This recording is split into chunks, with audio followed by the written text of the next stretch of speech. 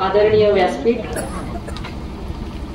माझ्या सासऱ्यांसारखे असलेले तात्या, निकम वकील साहेब, भैयासाहेब माझे दीर, भारतीय जनता पार्टीचे सगळेच पदाधिकारी, महिला पदाधिकारी आणि नायकवाडीचे उपस्थित असलेले सगळेच ग्रामस्थ आणि आजूबाजूच्या गावात आलेले सुद्धा,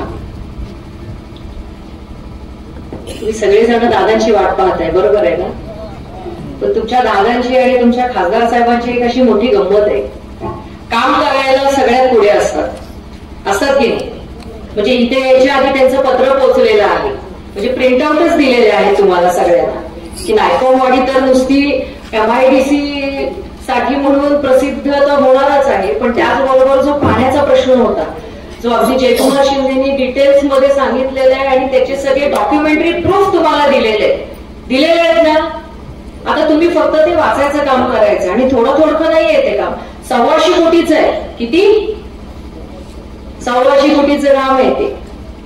आता गंमत अशी आहे, पत्रकार बंधू पण सगळे इथेच आहे, सगळ्या गोष्टीला खासदार साहेब डॉक्युमेंटरी प्रूफ देतात, बरोबर आहे ना? पुस्तकं छापून घेतली, त्याच्यामध्ये सुद्धा कशी पत्र आली, कुठून पाणी येणार आहे, त्याचे नकाशे सगळं दिलेलं आहे. कॅलेंडर छापले नवीन वर्षाचे, त्याच्यामध्ये सुद्धा सगळी माहिती दिलेली आहे. आता तुमच्यासाठी पाणी आणलं तर त्याचे प्रिंटआउट्स तुम्हाला दिलेले आहेत, दिलेत की नाही? आता प्रत्येक गोष्टीसाठी आपल्याला काही ना काहीतरी प्रूफ द्यावं लागतं. म्हणजे असं आहे की ज्याची सत्याची बाजू आहे त्याला जास्त एक्सप्लेन करावं लागतं आणि खोटं सांगणारा खूप ओरडून सांगत असतो आणि ते लगेच पटतं सुद्धा की काय मला माहिती नाही. आता आपले अनुभव कुठे गेले? त्यांनी मगाशी असं सांगितलं की अन्याय सहन करणारा आणि अन्याय करणारा ह्याच्यातला सर्वात जास्त दोषी कोण? आता हे तर मी नाही सांगू शकत, ह्याची उत्तरं तुम्हाला सगळ्यांना माहिती आहे आणि फारसं काही मी जास्त बोलणार पण नाही, कारण मी किती बोलावं त्यालाही मर्यादा पडतात ना. पण कसं आहे माहितीये का की रणजितदादांची बायको तर मी आहेच, पण मी तुमचे लाडके नेते आहेत ना, हिंदूरावजी नाईक निंबाळकर, त्यांची लाडकी सून पण आहे बरं का. त्यांच्या संस्कारात इथं मोठी झालेली आहे, त्याच्यामुळे बोलायचं म्हटलं तर बरंच काही बोलू शकते. पण त्या विषयावर पडण्यापेक्षा आणि कोणाबद्दल काही वाईट बोलण्यापेक्षा आपण काय चांगलं केलेलं आहे, आपल्याला काय करायचंय, आपण पुढे बघावं. कुणाची रेष पुसून लहान करण्यापेक्षा आपली रेष एवढी मोठी करावी की आपोआपच ते मोठेपण आपल्यामध्ये येतं. एखादं काम बंद पाडण्यापेक्षा एखादं काम केलं नाही केलं किंवा स्वतःला एक्सप्लेन करत बसण्यापेक्षा आपण तर सगळ्यांना कागदोपत्री प्रूफ देतच असतो, म्हणजे कामाचं प्रूफ देऊन टाकतो. म्हणजे आम्ही तुमच्या खासदार साहेबांची मोठी दुसरी गंमत काय, कामं करत जातात. मला जर एखाद्या कार्यक्रमामध्ये सांगायचं झालं ना किती कामं केली तर मला अशी हातभर यादी घेऊन बसावी लागेल. इथे एवढ्या कोटीचं काम केलं, तिथे एवढ्या कोटीचं काम केलं, बसल्या 10 मिनिटांमध्ये 125 कोटीचा उल्लेख झाला. MIDC आणली. आता तुम्हीच माझ्या प्रश्नांची उत्तरं द्या. तुमचे खासदार लाडके रणजित सिंह नाईक निंबाळकर यांनी ट्रेन आणली ना, जोरात पाहिजे आवाज मला, त्यांना तिथं ऐकू गेला पाहिजे. आणली की नाही? बघितली ना सगळ्यांनी? तुमच्या नेत्यांचं स्वप्न होतं ते. नीरा देवघर, किती संघर्ष केला आपल्या नेत्यांनी. पाणी आणलं ना, आणतायत ना, त्याच्यासाठी जो अपुरा पडलेला फंड आहे तो आणतायत ना, आणतायत की नाही? मग आवाजात कसं पाहिजे? हो आणतायत, आणलेला आहे फंड मोठ्या प्रमाणावर. खासदारांचं काम काय असतं? तिथं जायचं, त्यांच्या क्षेत्रातल्या अडीअडचणी समजून सांगायच्या. सोपं असतं का एवढा करोडो रुपयाचा फंड आणणं? 5 वर्ष, वय वर्ष किती? 45 वर्षाचे आहेत ते. 5 वर्षातले 2.5 वर्ष तर करोनामध्ये गेली, काहीच नव्हतं, आपण तर एकमेकांना भेटत पण नव्हतो. या 2.5 वर्षामध्ये बावनकुळे साहेबांनी उल्लेख केला त्यांचा की टॉप 10 खासदारांमध्ये आपले आदरणीय देवेंद्रजी फडणवीस साहेब, त्यांनी सुद्धा परवा उल्लेख केला जाहीरपणे की लोकप्रतिनिधी कसा असावा, तर आमच्या खासदारासारखा त्यांच्या त्या बोलण्यामध्ये आणि आमच्या ह्या शब्दामध्ये किती आपलेपण आहे, किती हक्क आहे, हा तुम्हाला ओळावा जाणवला ना. असे संबंध त्याने वरती प्रस्थापित केले. म्हणून तुमचे प्रश्न नुसते प्रश्न राहत नाहीत, त्याची उत्तरं सुद्धा पटापट येतात. कारण कुठलंही काम असो, घराचं काम जरी करायचं म्हटलं आणि चहाची टपरी टाकायची म्हटली तरी फंड लागतो ना, जागा लागते, परवानग्या लागतात अधिकाऱ्यांच्या, तिथल्या व्यवस्थेच्या, आणि काही जरी बांधायचं म्हटलं तर पैसा तर लागतोच. मग हा पैसा कुठून येतो? तर वरती जाऊन आपल्याला त्यांना समजून सांगावं लागतं, बाजू मांडावी लागते. ती इतकी प्रकर्षाने आणि इतकी मेहनतीने बाजू मांडावी लागते.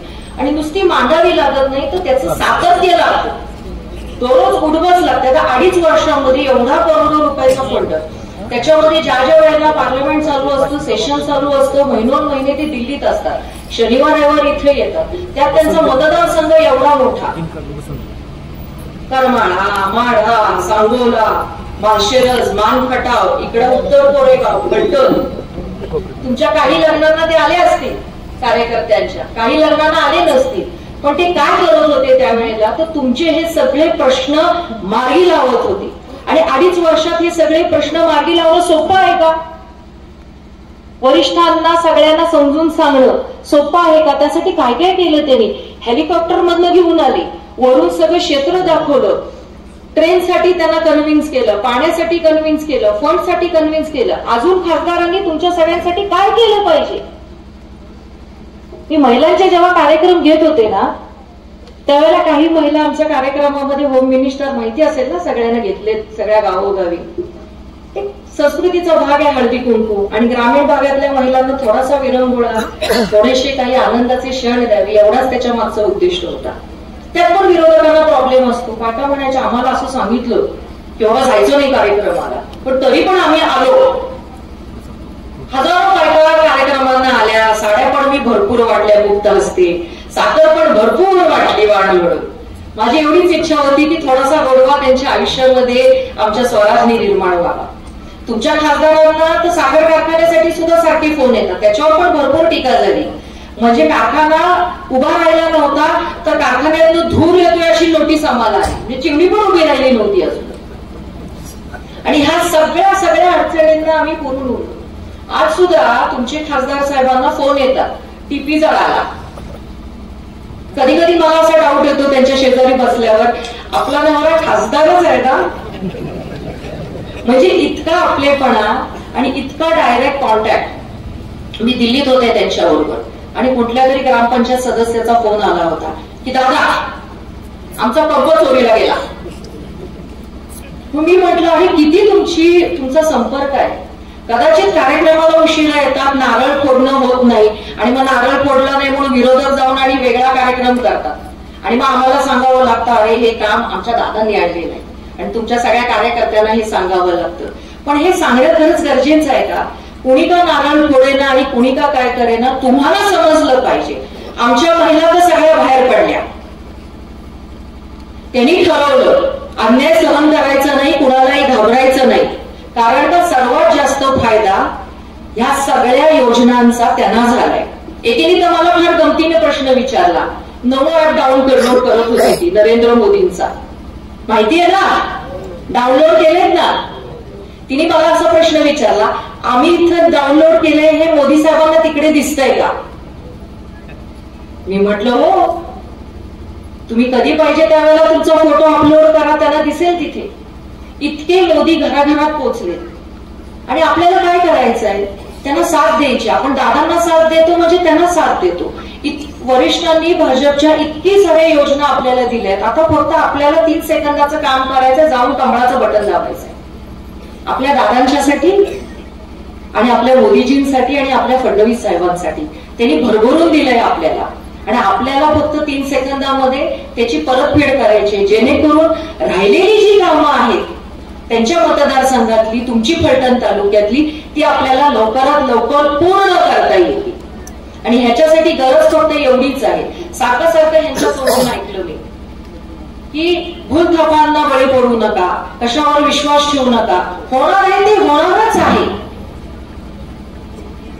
जे दादांनी सांगितलेलं आहे ते करतात, आणि जे करायचं आहे तेवढंच फक्त ते बोलतात. म्हणून तर कुठलाही सत्कार स्वीकारायला किंवा कुठल्याही कार्यक्रमाला ते जास्त वेळेवर पोहोचत नाहीत, पण तुमची कामं करायला नक्की वेळेवर पोहोचत असतात. पोहोचतात की नाही? आता तुम्हाला सगळ्या जणांना माझा एकच प्रश्न आहे, रणजित दादांना साथ देणार आहे ना तुम्ही? मला जोरात ऐकायचंय. हात वर करा आणि तुमच्या रणजित दादांसाठी जोरदार टाळ्या होऊन जाऊ दे. थोड्याच वेळामध्ये त्यांचं आगमन होईल ऑनलाईन. कारण का थोड्या वेळापूर्वीच ते तुम्हाला सगळ्यांना लाईव्ह दिसत होते. फडणवीस साहेबांनी त्यांना बोलवून घेतलं होतं आणि तिथंही ते तुमच्या कामासाठीच गेले होते. मी म्हटलं ना, त्यांची फार मोठी गंमत आहे की सत्कार स्वीकारायला येताना सुद्धा त्यांची फार घाई होती. आणि त्याचबरोबर ह्याच्यानंतर आपल्याला तात्यांचं पण ऐकायचं आहे. मी फार माझं भाषण थोडक्यात आटपते. राहिलेलं जे काय असेल ते पुढच्या वेळेला भेटून आपण नक्कीच बोलू. पण एवढंच या निमित्ताने सांगते तुम्हाला की परत ते मी सांगणार नाही. आता वेळ तुमच्यावर आहे.